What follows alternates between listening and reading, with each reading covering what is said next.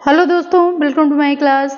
तो दोस्तों आईयूपीएसी नाम की अगले श्रृंखला में हम यहाँ पे कुछ साइक्लिक जो संरचना होती हैं, जो वलयित संरचना होती हैं, उनका आईयूपीएसी नाम हम कैसे करेंगे, कैसे इनका वरीयता क्रम देंगे, तो उसके बारे में हम थोड़ा कुछ सीखते हैं। तो यहाँ पे देखिए, ये आपका साइक्लोहेक्सेन की संरचना है। तो यहाँ पे क्या है कि जैसे ये आपका साइक्लोहेक्सेन हो गया, ठीक है। अगर इस तरह का स्ट्रक्चर दिया है तो हम इसमें जो वरीयता देंगे वो कैसे देंगे, वो अल्फाबेटिक, ये बोल रहा है ना वर्णमाला के अनुसार अंकन। तो अगर इस तरह से कोई संरचना दी है तो हम वर्णमाला के क्रम के अनुसार इनका अंकन करेंगे। मान लो यहाँ पे क्या दिया हुआ है, मेथिल, ठीक है। अब इसको तो आपको पता है कि यहाँ भी क्या है, यहाँ भी कार्बन है, यहाँ भी कार्बन है और यहाँ भी कार्बन है, ठीक है। तो ये आपका 3 कार्बन है तो ये प्रोपिल होगा, ठीक है। तो आपको पता है M पहले आएगा, P बाद में आएगा, ठीक है। तो हम नामांकन कहाँ से शुरू करेंगे, M से, ठीक है। तो मेथिल से, तो 1 2 3 4 5 6, ठीक है। तो अब नामांकन तो हमने कर लिया।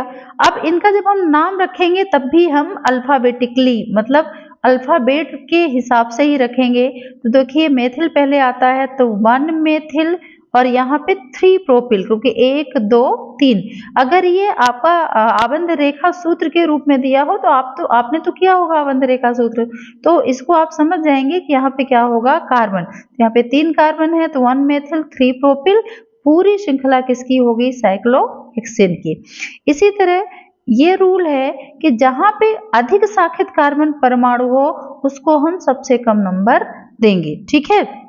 तो यहाँ पे जैसे हमने कर दिया मेथिल और यहाँ भी कर दिया मेथिल, तो यहाँ पे शाखित परमाणुओं की संख्या कैसी है, ज्यादा है। तो हम यहाँ पे क्या करेंगे, सबसे कम नंबर इसको देंगे।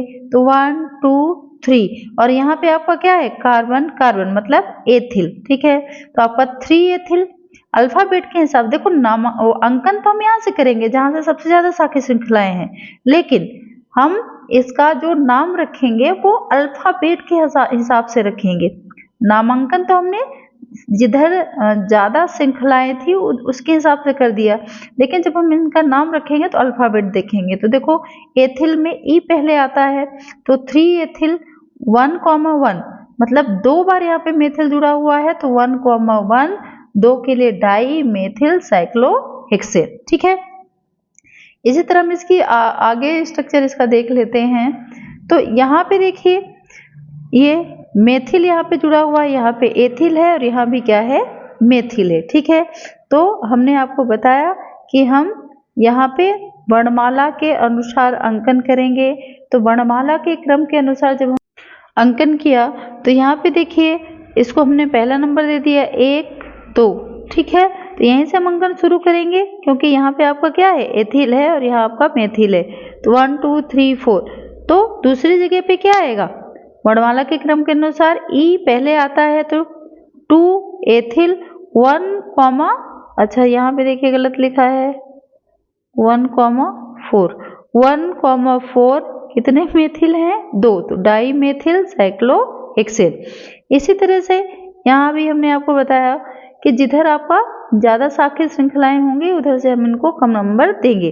तो 1 2 3, तो यहाँ पे आपका क्या हो जाएगा, नामांकन तो हम ऐसे ही करेंगे ना, नामकरण इनका अल्फाबेट के हिसाब से। तो एथिल पहले आएगा, मेथिल बाद में आएगा। तो 3 एथिल 1,2 डाई मेथिल और साइक्लोहेक्सेन, ठीक है। याद ये रखना है कि इस रूल के हिसाब से, मतलब अगर ज्यादा श्रृंखलित श्रृंखला हो तो उसको हम क्या करेंगे, वहां से हम कम अंकन देंगे उस कार्बन को। लेकिन जब हम नाम लिखेंगे इनका आईयूपीएसी नाम, तो हम अल्फाबेट के हिसाब से, एथिल में ई पहले आ रहा है तो उसको लिखेंगे, फिर एम आ रहा है तो उसको लिखेंगे, फिर बाद में प्रोपिल आ रहा है, पी आ रहा है तो उसको लिखेंगे। इस तरह से हम इनका नामकरण करते हैं। अब एक और रूल है इसका, देखिए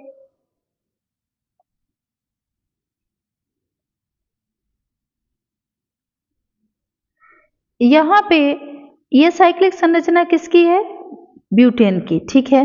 तो यहाँ पे देखिए अब इसमें क्या रूल है कि देखो जिधर आपका ये कार्बन की संख्या ज्यादा है, ठीक है, रूल क्या कहता है, रूल हम इसका पढ़ लेते हैं।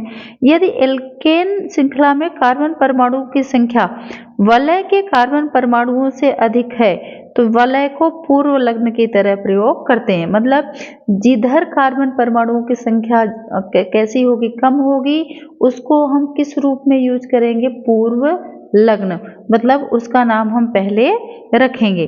तो यहाँ पे देखिए, यहाँ पे इसमें 4 कार्बन हैं, 1 2 3 4, यहाँ पे कितने हैं, 3। ठीक है, तो हम इनका नामांकन तो ऐसे ही करेंगे ना, क्योंकि यहाँ से आपका साइक्लोब्यूटेन जुड़ा हुआ है। तो 1 प्रोपिल, और ये पूरी श्रृंखला किसकी है, साइक्लोब्यूटेन की। ठीक है, 1 प्रोपिल मतलब पहली जगह पे आपका क्या जुड़ा हुआ है, प्रोपिल और साइक्लोब्यूटेन।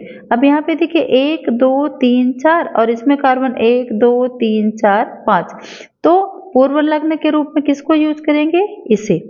अब दूसरी जगह पे आपका क्या जुड़ा हुआ है, ब्यूटिल, तो आपका क्या हो जाएगा, 2 ब्यूटिल साइक्लो, नहीं, दूसरी जगह पे आपका क्या जुड़ा हुआ है, ये पेंटेन, साइक्लोपेंटेन।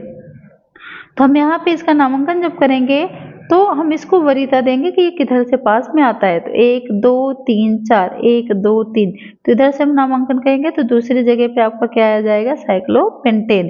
तो आपका क्या आ जाएगा, 2 ब्यूटिल साइक्लोपेंटेन, 2 पूरी श्रृंखला 2 ब्यूटिल साइक्लोपेंटेन। ठीक है, इस तरह से इसका नामकरण हम करेंगे। इसी तरह से इसमें देख लीजिए 1 2 3 4, तो अब ये इसमें कार्बन ज्यादा है तो हम पूर्व लग्न किसको मानेंगे, साइक्लो, ये क्या है, साइक्लोप्रोपेन। ठीक है, तो आपका इसमें भी क्या आ जाएगा, 1 2 3 4। हम इसमें नामांकन उस तरफ से करेंगे जिधर से ये जो आपकी साइक्लिक संरचना है ना वो पास में पड़े। तो 1 2 इस नंबर पे पास में पड़ रही है। अब इसका नाम क्या हो जाएगा, 2 साइक्लोप्रोपिल्स, 2 साइक्लोप्रोपिल, पूरी श्रृंखला किसकी है, ब्यूटेन की। मतलब जिसमें कम कार्बन रहेंगे उसको हम क्या मानेंगे, पूर्व लग्न। यहाँ पे देखिए 1 2 3 4 5, 1 2 3 4। अब हमारा क्रियात्मक समूह कौन सा हो जाएगा, ब्यूटेन। और नामांकन 1 2 3 1 2 3, तो किसी तरह से भी कर सकते हैं। तो ये आपका हो जाएगा 3 साइक्लो ब्यूटिल, और आपका पूरी श्रृंखला किसकी हो जाएगी, पेंटेन की। ठीक है, ये देखिए